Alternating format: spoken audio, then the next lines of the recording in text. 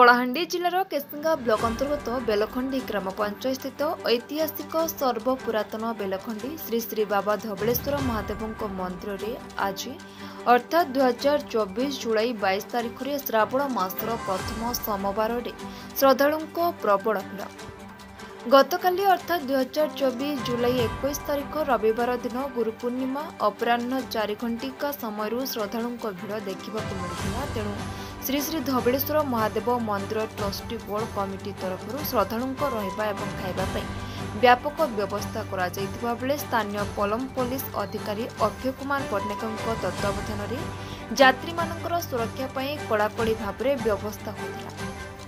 एतद्व्यतीत यह गोटे ऐतिहासिक सर्वपुरातन शैवपीठ होइतिबारु एवं एई शैवपीठ तेल नदी और उतई नदीर त्रिवेणी संगम स्थल में अवस्थित होइतिबारु राज्य तथा राज्य बाहर मध्य श्रद्धालु आसिथांती। एही परिप्रेक्षी आज प्रथम सोमवार सुदूर संबलपुर जिलार बोलबम श्रद्धालु माने मंदिर को आसिथिबा समस्त श्रद्धालु मानक पई खीरी पुरीर आयोजन करथिले।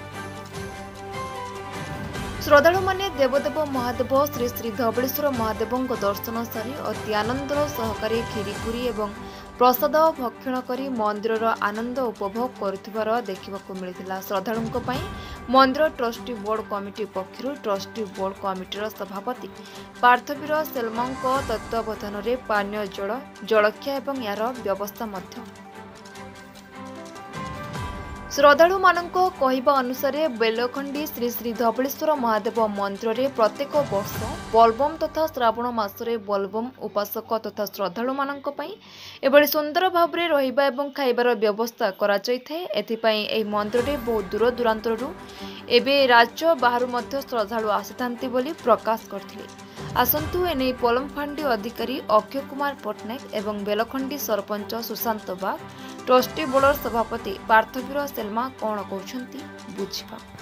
वर्तमान आम उपस्थित अच्छु कलाहांडी जिलार केसिंगा ब्लॉक अंतर्गत बेलखंडी ग्राम पंचायत स्थित सर्वपुरातन शैवपीठ श्री श्री धवलेश्वर महादेव मंदिर ठारे आम वर्तमान उपस्थित अच्छु।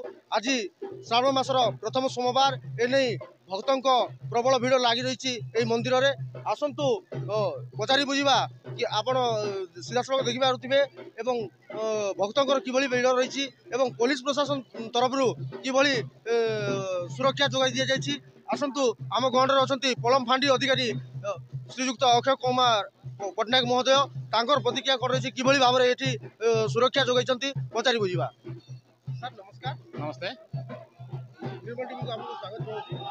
आज श्रावण मासर प्रथम सोमवार आपण प्रशासन पक्षर किभली भाव में सुरक्षा जोगाई देखो ए वर्ष तो यहाँ हूँ प्रथम सोमवार श्रावण मासर आेतु पाग अनुकूल कर श्रद्धा मान भक्त मान समागम अधिक अच्छे वर्षा होनी बोली बहुत भीड़ भी अच्छा पाखपाख अंचल लोक मैंने बर्तमान 3टा पहांतिया 3टारू दर्शन स्टार्ट होती।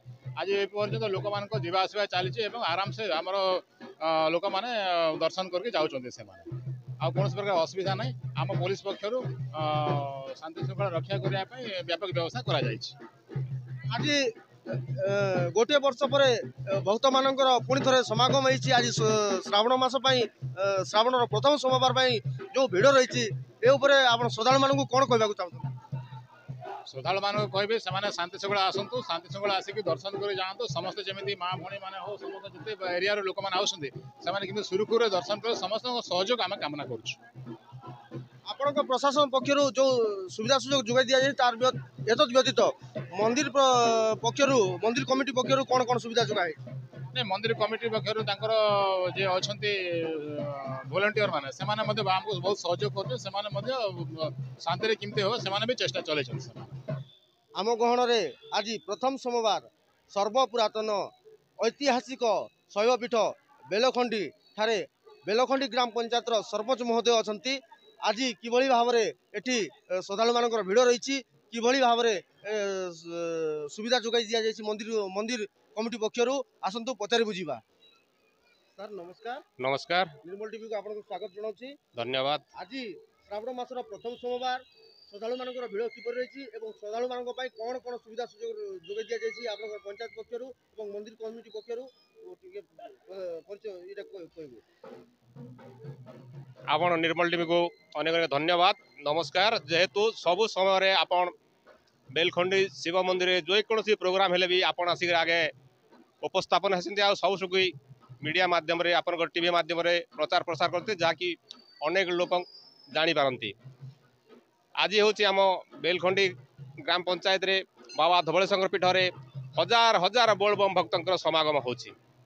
गतकाली संध्यारू ये बहुत लोक समागम होता समस्त रही व्यवस्था कराइला समस्त को बिछड़ा जोगाई दिया लाइट व्यवस्था कराइला समस्त कोठरी व्यवस्था कर दिया आउ संबलपुर गोटे टीम आई बोलबम भक्त से माने समस्त बोलबम भक्त मान पूरी आउ खीरी व्यवस्था करते गतकाली राति आसी से आयोजन चलती समस्त भक्त को खीरी आउ पूरी जोगाई देउछन्ती से बोलबम कमिटी तरफ बेलखंडी शिवरात्रि कमिटी तरफ बेलखंडी ग्राम पंचायत तरफ से अनेक अनेक धन्यवाद दिया।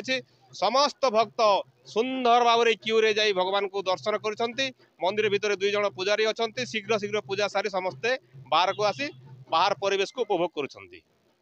निहाती भाव में देखा गले माने प्रति वर्ष एठी प्रत्येक सोमवार रे कोनोसी ना कोनोसी क्षेत्र माने दूर दूरांतर श्रद्धालु मैंने आसी एठी भोग अर्पण करथांती श्रद्धालु मानक पई जलखियार व्यवस्था करथांती। तो एटा आपण मानकर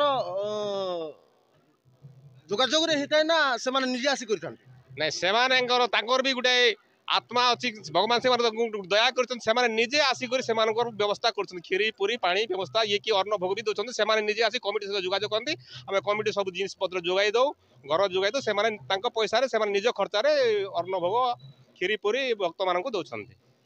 निहाती भाव में सर एटा गोटे हूँ कलाहांडी जिलार सर्वपुरातन एवं ऐतिहासिक शैवपीठ हूँ श्री श्री धवलेश्वर मंदिर बेलखंडी। एटा त्रिवेणी संगम ठारे अवस्थित अच्छी। तो एठी जो मंदिर अच्छी श्रावण मसरे आम शुणा पाइछु बहुत दूर दूरांतर भक्त मैंने आसी श्रद्धालु मैंने आसी दर्शन करते महादेवंकर। तो एठी कौ कौ जिलू कौ कौ राज्य आसिक दर्शन करते आमर आखपाख जिला नुआपड़ा बलांगीर बौद्ध फुलबाणी कोरापुट बरगढ़ संबलपुर अधिकांश जिला ये पाखर लोक दर्शन करते राति आसिक भी आमर कहीं कोरापुट लोक आसिक भी राति ये रोच फुलबाणी कोरापुट आसिक राति जापन कर सकाଳେ भगवान दर्शन कर भगवान सेवा कि मनोभाव पूरा आशीर्वाद पाँच से विदाय होती। निहाती भाव में गोटे विश्वास अच्छी जनसाधारण मान श्रद्धालु मान मन भर गोटे विश्वास अच्छी कि बेलखंडी गोटे ऐतिहासिक एवं सर्वपुरातन शैवपीठ। तो एठी आसी जो तांकर मनस्कामना अच्छी ताहा मनस्कामना करथांती एवं पूर्ण हेबा परे मध्य आसी एठी श्रद्धालु माने उपासना रखिथांती। तो आम गहन रे अछंती उक्त शैवपीठर ट्रस्टी बोर्ड रो सभापति महोदय तांकर प्रतिक्रिया कौन रही पचारि बुझा। सर नमस्कार। नमस्कार निर्मल टीवी को आपको स्वागत जनाऊँगी। स्वागत।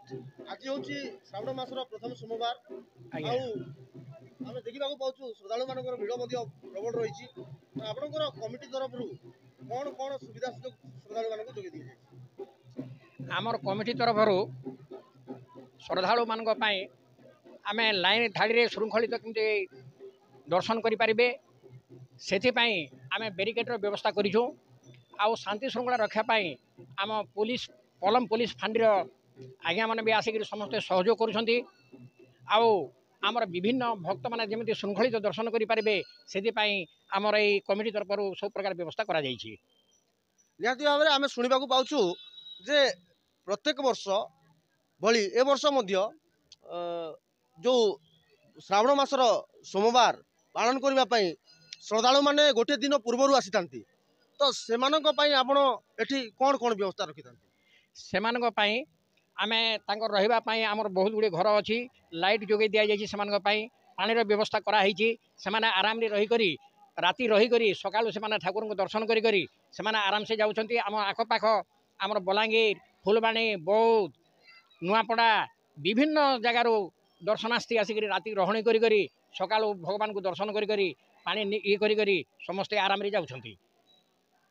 निहाती भाव में आम आ गोटे प्रश्न पचार चाहूँगी गोटे दिन पूर्व जो श्रद्धालु मैंने आसुँच तो से केते संख्यक श्रद्धालु रात्रि यापन कर हाराहारी 500 ରୁ 700 भक्त प्राय रोचते ये से घर सब व्यवस्था कराई लाइटर व्यवस्था कराई पानी व्यवस्था कराई मझे मझे से खाद्य पेयर व्यवस्था कराए जो मंदिर दर्शन कार्य पहड़ फिटा कार्य केते समय आरंभ कराए आज राति 4टारू पहड़ कार्य आरंभ होती आमर बहुत गुड़े भक्त दर्शन करी गले वर्तमान सुधा बहुत भक्त अच्छा प्राय हाराहारी गोटाए पर्यंत दर्शन हेब बोलिक आम अनुमान करूँ निहाती भाव में सीधा सड़क देखुवे आपण मैंने कि भक्त मानकर गहली किभली भाव में रही किभली भाव में भक्त श्रद्धालु मानकर आगमन रही विभिन्न जिल्लारू विभिन्न राज्यरू एठिकी सिद्धेश्वर